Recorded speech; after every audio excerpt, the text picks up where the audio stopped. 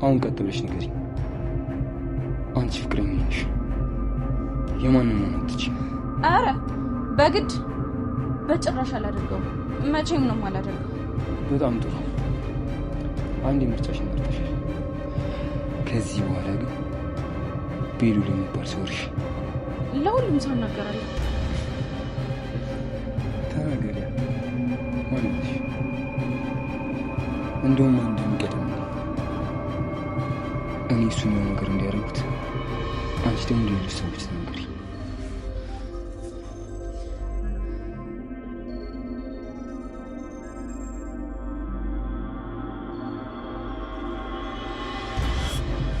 ሄሎ፣ ዝግጁ ናችሁ?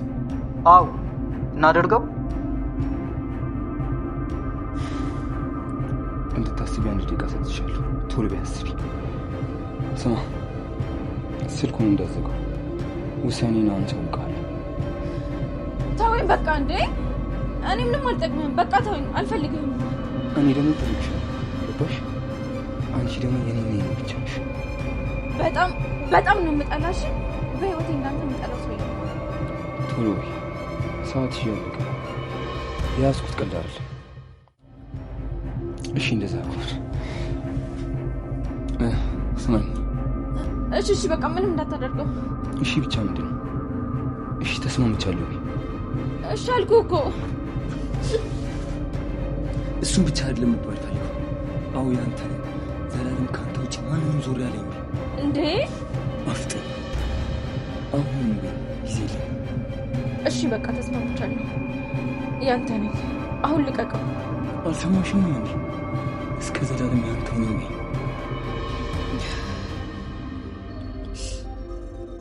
እስከ ዘላለም ያንተ ነኝ። በጣም ጥሩ። በቃ ምንም እንዳታደርገው ግን እንዳልቀው። እሺ እንዴ ዝም በይ። ገና አውርተን አልጨረስንም። አሁን ስለቀው አይደለም ልታወሪ፣ አጠገቡ ቆመሽ ባይሽ አይንሽ ፊት ጸጥ ነው ማለት ነው። እገልልሻለሁ። ልጅ አባቴ እንግዲህ እንዳገኘው እንገባለን። ከ20 ደቂቃ በኋላ ልቀዋለሁ። ክፍልሽን ዘግተሽ ተቀመጪ። እሱ ከአንቺ እንዲርቅ ምን ማድረግ እንዳለብሽ እነግርሻለሁ። ቆሻሻ ነህ። እሺ ስሚሽ፣ ሁለተኛ እንደዚህ እንዳታደርጊ። አንቺ የኔ ነሽ። ወደሽ ሳይሆን በግድሽ ታከብሪኛለሽ።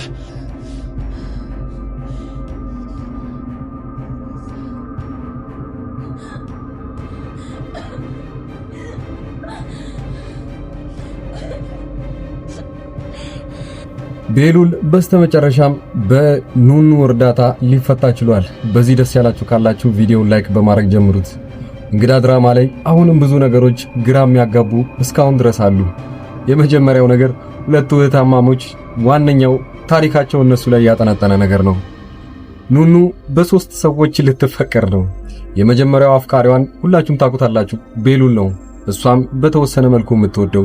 ሁለተኛው አፍቃሪ አዶኒ ደግሞ ነገሮችን እንዳለ በጉልበት ካላረኩ እያለ እሷን እያስጨነቃትና በግድ እሷን እንድትወድ በማለት ሌላ የምትወደውን ቤሉልን አግቶ ሲያስፈራራት እንደነበረም ጭምር።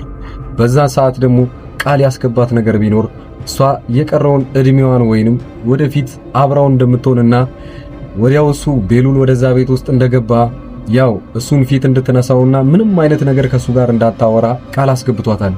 ይሄንን ነገር እሱ ብቻ አይደለም ቃል ያስገባት፣ ሄለንም ጭምር ወደዚህ ቤት ሲመለስ እሱን እንድታናግሪው አልፈልግም፣ ከሱ ጋር ምን እንድትሆኚ አልፈልግም ብላ እሷም ጭምር ቃል አስገብታታለች። ኑኑ ትልቅ አደጋ ውስጥ ነች በዚህ ሁኔታ ላይ።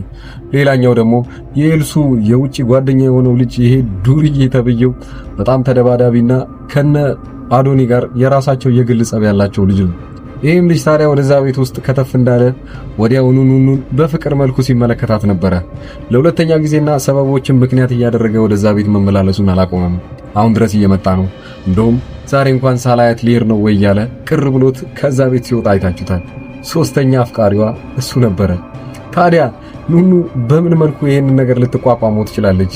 ከብዙ ልጆች ጋር እንደምታጣላቸውና ትልቅ ጦርነት እንደምታነሳ ወደፊት አብረን የምናየው ይሆናል። እህቷ መሲም ደግሞ ቴዲን እንደምትወደው ጭምር ታውቃላችሁ። ከቴዲ ጋር ፍቅር ግንኙነት ከጀመረች ብዙ ጊዜ ሆኗታል። ነገር ግን አንድም ቀን እንኳን ፊቱን አይታ አታውቅም ነበር።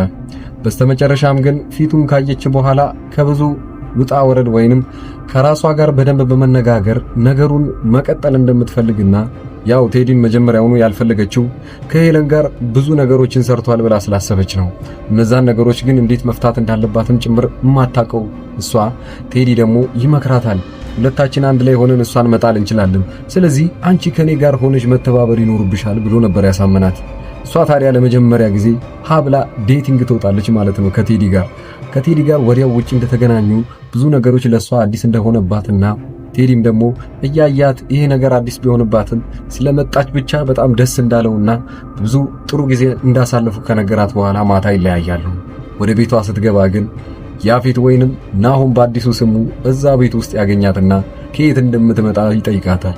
እሷ ወዲያውኑ መመለስ እንደማትፈልግና ምንም እንደማያገባው ስትነግረው ያፌት ግን በቅናት መንፈስ ያ ልጅ ጋር ተመልሰሽ ሄደሽ ነው ወይ ብሎ በቁጣ ሲጠይቃት እናያለን። በዚህ መሃል ላይ ታዲያ እንደሚወዳት እሱም እናያለን ማለት ነው።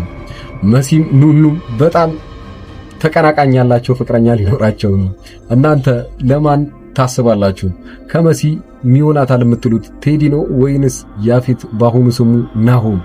እናንተ ይህንን ኮሜንት እያስቀመጣችሁልኝ ቀጣዩ ክፍሎች ላይ በዚህ ሁኔታ ላይ ጦርነቶች የሚነሱ ይሆናል። ሄለን በራሷ በኩል ግራ የገባት ነገር አለ። ስራዋ ተበላሽቶ እንዳለው ደግሞ በዚህ በኩል ራስ ያገትኩኝ ብላ እያሰበች እንደውም ቴዲ ነበር ያገተው ብላ እሷ ሙሉ ለሙሉ ያው በራሷ መነሳትነት ሄለን ቴዲ እሱን ያገተው ብላ በማሰብ ያው ነገሮችን ለማስተካከል ስትሞክር ነበረ። ወዲያውኑ ግን ቴዲ ጋር ተገናኝታ ስታወራ እሱ እንዳላገታቸውና እንደውም በሚያምነው ሰው እንደማለላት ስታውቅ ወዲያውኑ ነበር የደነገጠችው። እንዴት ይሄ ሁሉ ከኛ ጀርባ ሊፈጠር ቻለ ብላ ሄለን ግራ ገብቷታል። አሁንም ቢሆን የቴዲን እርዳታ ትፈልጋለች። ቴዲን ድጋሚ ወደ ስራው እንዲገባና ተመልሶ አብረው መስራት እንዳለባቸው ስትነግረው እሱ ግን በጭራሽ አሁን የኔ የሚለው ህይወት ጀምሬያለሁ አዲስ የተዋወቅ ያለው ሲላል እሷ ደግሞ በዚህ ሁኔታ ላይ ትናደድና እቺ ሴት ከጀርባዋ ማን ናት ብላ ለማጣራት ስትከተለው ነበረ። ቴዲን ታዲያ በመሃል ግን ወደ ኋላ ዞሮ ሲያያት እንደተከተለችው እንደሆነ ሲያውቅ ወዲያውኑ ወደ አንድ መኪና ጥግ ይደበቅና ነገሩ እስኪያልፍለት ድረስ እዛው ይደበቃል። ታዲያ ይሄ ነገር ለሷ አስፈሪም የሆነው ለመሲ በጣም ከባድ ነገር ነው የሚሆነው። እዛ ቤት ውስጥ አብራት እየኖረች ሄለን ጭራሽ ይሄን ነገር የምታይ ከሆነ የመሲን መጨረሻ ወዲያውኑ ልታበቃው ትችላለች። ማታቃት ሴት እንኳን ቢሆን ቴዲን ለማናደር ስትል ያንን ነገር ማድረጓ የማይቀር ነገር ነው። ቀጣዩ ላይ ምን ይፈጠራል የሚለውን እንደዚሁ እናያለን። ሌላው ቤሉል ወዲያው እንደተፈታ ወዲያውኑ ያፌትን ማግኘት የፈለገው ለብቻው ነው። ወደዛ ቤት ሳይመለስ አንዳንድ ነገሮችን ማስተካከል እንዳለባቸው ለማወቅ ነው። ቤሉል ይህን ነገር ያፌትን ውጪ ሊያናግረው የፈለገው የአዶኒ እንዳገተውና ማን እንዳገተው ለመናገር አልፈለገም። ለምን ይመስላችኋል? ቤሉል እዛ ቤት ውስጥ ሌላ ጦርነት ማስነሳት አይፈልግም። አሁን የመጀመሪያው ተጠርጣሪ የሆነችው ሄለን ናት።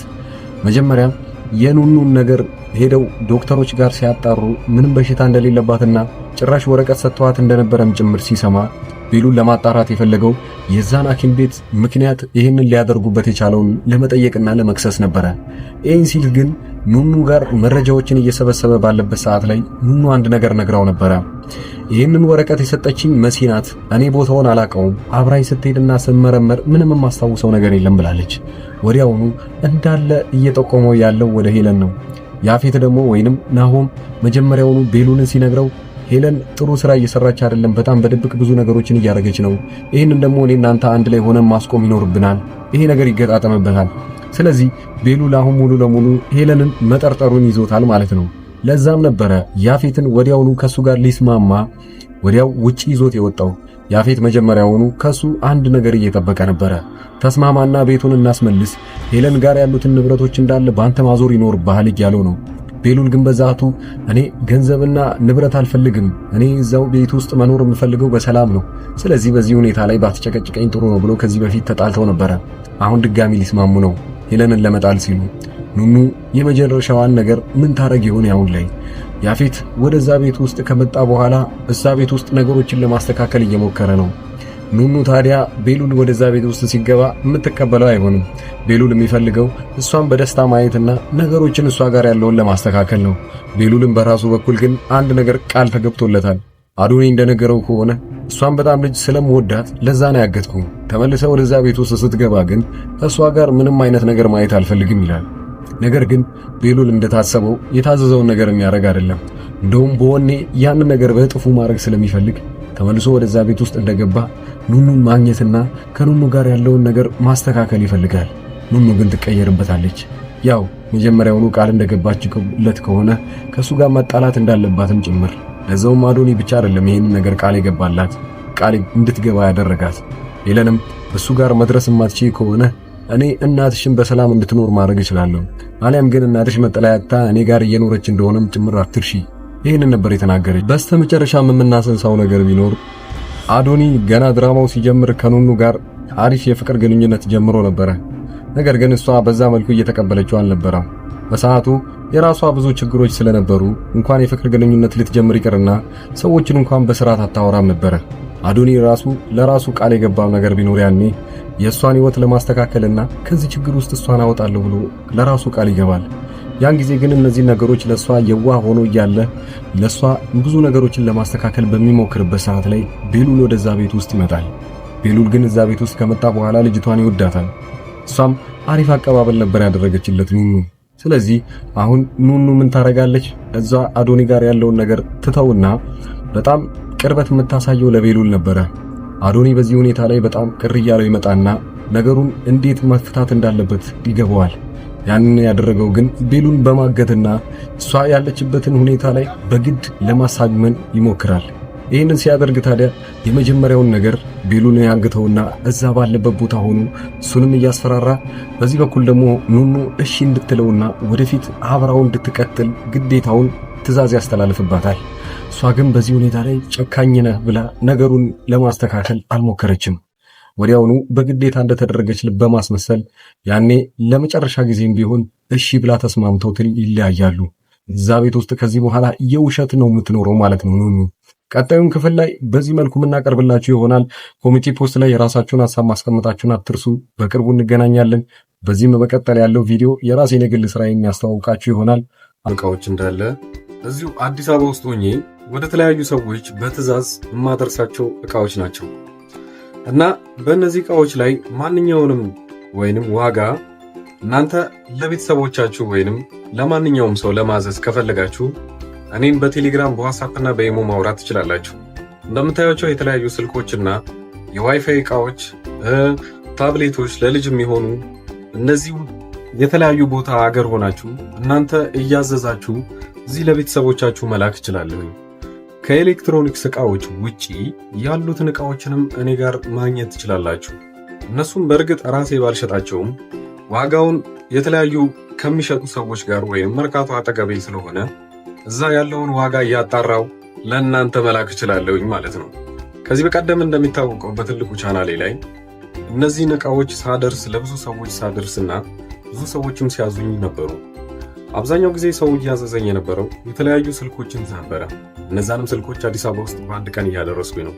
ከአዲስ አበባ ውጪ ለሚገኙ ሰዎች ግን 2 እና 3 ሰዎች አንድ ላይ ወደዛ አካባቢ አቅጣጫ ሲያዙ ወዲያውኑ አደርስ ነበረ። ይህም የአንድ ሳምንት ጊዜ ብቻ ነው የሚወስደው። ይህ ስራ አብዛኛውን ጊዜ እናንተን የሚያስፈራችሁ ታማኝነት ምን ያህል ነው የሚለው ነገር ነው። ያንን ደግሞ ማረጋገጥላችሁ ከዚህ ቀደም የላኩላቸው ሰዎች አብዛኛው በኢሞ እየመጡ የነበሩትን ልጆች ማንኛቸውንም እነሱን ማናገር ትችላላችሁ። እንደዛውም ደግሞ አንዳንዶቹ ለእምነት ብለው አንዴ ትንሽ ዕቃ ያዙና ያንን እንዳደረስኩላቸው ሲያውቁ በዚህ መልኩ ሌላዎችንም ዕቃዎች ማዘዝ ይችላሉ። የአበሻ ቀሚስ እና የተለያዩ ልብሶችም አሁን ትምህርት ሊጀምር አካባቢ የነበረ ጊዜ ደግሞ ቦርሳና ደብተሮች ብዙ ሰው አዘውኛል። ከልብ አመሰግናለሁ። ሌላው በዚሁ አጋጣሚ እናንተም የምትፈልጉት ዕቃ ካለና እንዳደርስላችሁ መልእክት ሊሆን ይችላል። ማንኛውንም ዕቃ የቤት ዕቃ ሊሆን ይችላል፣ ልብሶች እና የተለያዩ ፈርኒቸር ዕቃዎችም እንደዚሁ እያደረስኩ እገኛለሁ። ዋጋ ብቻ ማወቅም ከፈለጋችሁ እኔን ማናገር ትችላላችሁ። ለማንኛውም እስኪ ዋይፋዎቹን ላከልኝና ልንፋጣቸውን የምፈልገው ማለት ነው። አመሰግናለሁ። በጣም አሪፍ ነው። እገዛለሁ፣ ግን አሁን ሳይሆን ወደፊት የልጄ ልደት እየደረሰ ስለሆነ እንደ ስጦታ ትልክ ታደርስልኛለህ። እዛው አዲስ አበባ ወደ ለገሃር አካባቢ ናቸው። እና እዛ ታደርስልኛለህ። ደውዬ እነግርሃለሁ ሁሉን። አሁን ገባኝ። እና ዋይፋው ስንት ብር ነው? እና የዋይፋው ዋጋው ስንት ብር ነው? በገንዘብ ትችላለህ? ይሄኛው ስንት ነው? እና ስንት ጂቢ ነው? እንዴት ነው? ሁሉ ሰላም አለኝ። ነው ደህና ተሚና ቆይታ እንደነበረ ሁሉ ሰላም። ኧረ ችግር የለም። ቀሪን ያኔ በ30 ብር ማስገባልሃለሁ። ያንተንም የእሷንም የሁሉንም ባንዴ አስገባዋለሁ። ችግር የለውም። ያኔ አንተ የምትሰጣት ከሆነ ትጀምረዋለች። ማይማር ይሄንን እስቲ አጣራ። ኮፍያዎች ስንት ናቸው? እስቲ ጠይቅ እስቲ እና አጣራሽ። ብዙ አይነት ነው ያለው፣ ግን ይሄንን ነው ያደረኩልክ። እስቲ እንትን ያልኩት የላኩልክ እስቲ ቦሌ ያምጣውና ከዛ አንተ ጋር ከሻንጣው ማለት ነው። ከዛ በኋላ አንድ ላይ ነው የምትሰጣ ከሞባይሉ ጋር ማለት ነው። ከይቅርታ ጋር ግን ከልብ ላስቸግርክ ነው። ዋትስአፕ ላይ ልኬልሃለሁ የሰውየውን ቁጥር ማለት ነው። እና የት ነው አለኝ ሉሉ ምንድነው እሱን እስቲ አንተ ከዛ እሱን ካመጣክ በኋላ ተለወለልካለች። ጀመሩት ከዚህ በፊት በነበሩት ቪዲዮዎች ላይ በለቀኩት ማስታወቂያ ነው። ያው ለሌሎቹ እና አዲስ አበባ ውስጥ ቅርብ ለሆኑ ሰዎች ወዲያውኑ በአንድ ቀን ውስጥ አድርሰንላቸዋል። እናም የተለያዩም ሰዎች አሁን ላይ ትክክለኛ እኔ እንደምሰራ ለማወቅ የመጡና እናም በቀጣይ ደሞዛቸው ወይንም በሌላ ጊዜ እቃ ሲፈልጉ ከኛ ማዘዝ እንደሚችሉ አረጋግጠው ሄደዋል። ያንን ብቻ ለማወቅ ብቻ ሳይሆን የተለያዩ እቃዎችን ዋጋቸው ምን ያህል ነው ወይንም እናንተ ካላችሁበት ሱቅ ወይንም እናንተ ካላችሁበት ሰፈር ጋር ዋጋውን ምን ያህል ቅናሽ ነው የሚለውን ካያችሁ እቃውን ወዲያውኑ ማዘዝ ትችላላችሁ። በክፍለ ሀገር ያላችሁና የተለያየ ቦታ ለምትኖሩ ለምሳሌ ወደ ወላይታ አካባቢ ብዙ ሰዎች እቃ እንዳዘዛችሁኝና አንድ ላይ ልልክላችሁ አንድ ሳምንት ጊዜ ጠይቂያችሁ ነበረ። ያም ሆነም ወደ ራቅ ወዳሉ ቦታዎች ላይ እቃ የምንልከው 3 እና 4 ሰዎች ስትሆኑ ነው። እቃውን ወዲያውኑ አንድ ላይ የምናደርስላችሁ ይሆናል። ለጊዜው ግን አዲስ አበባ ውስጥ ለሆናችሁ ዋና የሚባሉ ወደ ባህር ዳር፣ ወደ ጎንደርና ወደ ባህር ዳር ሌላው መስመር በሚገኙ ቦታዎች አንድ ላይ እቃዎችን እንልካለን። እናንተ ብቻ በተለመደው መልኩ ከኛ ምንም አይነት መረጃ ማግኘት ስለምትችሉ በዚህ ሁኔታ ላይ መጠየቅም ትችላላችሁ። በቴሌግራም በዋትስአፕ እና በኢሞ እዚህ ፊት ለፊት ላይ የምታዩት ቁጥር በዚህ እኔን ማናገር ትችላላችሁ። መልካም ጊዜ።